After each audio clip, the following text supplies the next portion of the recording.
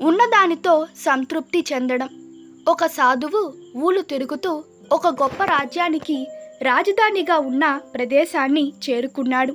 అక్కడి వీధులలో నడుస్తూ ఉంటే నేలపై పడి ఉన్న నాణ్యం ఒకటి అతడి కంటపడింది. వంగి చేతుల్లోకి తీసుకున్నాడు. కానీ ఆ నాణ్యం వల్ల అతడికేం ఉపయోగం లేదు. ఉపయోగం లేకపోవడం కాదు, అవసరం లేదు. తన దగ్గర ఉన్నవేవో ఉన్నాయి, అవి చాలు. ఆ నాణ్యం వల్ల కొత్తగా వచ్చే దినుసుల గురించి అతడు ఆలోచించడం లేదు. అందువల్ల ఆ నాణ్యాన్ని ఎవరికైనా ఇవ్వాలనుకున్నాడు. దాని అవసరం ఉన్నవాళ్ళ కోసం రోజంతా వెతికాడు. ఎవరూ కనిపించలేదు.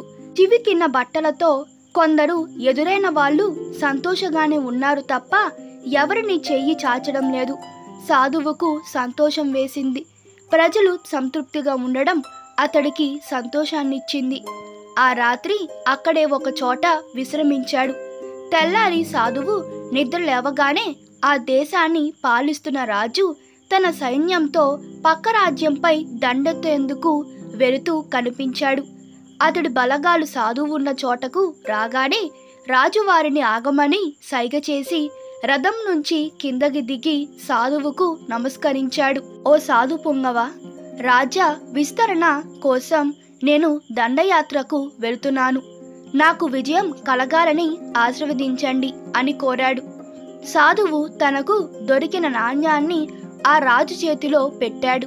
రాజు ఆశ్చర్యపోయాడు. ఏమిటి దీనర్థం అన్నట్లు సాధువు వైపు చూశాడు. సాధువు చిన్నగా నవ్వి, ఓ మహారాజా, ఈ నాణ్యం మీ రాజ్యంలోనే నాకు దొరికింది. దీని అవసరం నాకు లేకపోవడంతో అవసరం ఉన్న వాళ్లకు ఇవ్వాలని నిన్నటి రోజంతా వెతికాను. అలాంటి వాళ్ళు ఒక్కరూ కనిపించలేదు. అంతా సంతృప్తిగా కనిపించారు. ఉన్నదానితో సంతృప్తి చెందకుండా ఇక ఏదో కావాలని ఆరాటపడుతున్న వ్యక్తి మీరొక్కరే కనిపిస్తున్నారు. అందుకే ఈ నాణ్యం మీకు ఇచ్చానని చెప్పాడు. రాజు అంతరార్థం గ్రహించాడు. దండయాత్ర ఆలోచనను విరమించుకొని వెనుదిరిగాడు. నిరంతరం లేనిదాని కోసం ఆరాటపడుతూ ఉంటే ఉన్నదాన్ని అనుభవించే భాగ్యాన్ని కోల్పోతాం. ఆ భాగ్యం లేనివాడు ఎంత ఉన్నా ఏమీ లేనివాడే. ఈ కథ మీకు నచ్చినట్లయితే మీ అభిప్రాయాలు కామెంట్ తెలపండి. Please like, share and subscribe to my channel. Thank you.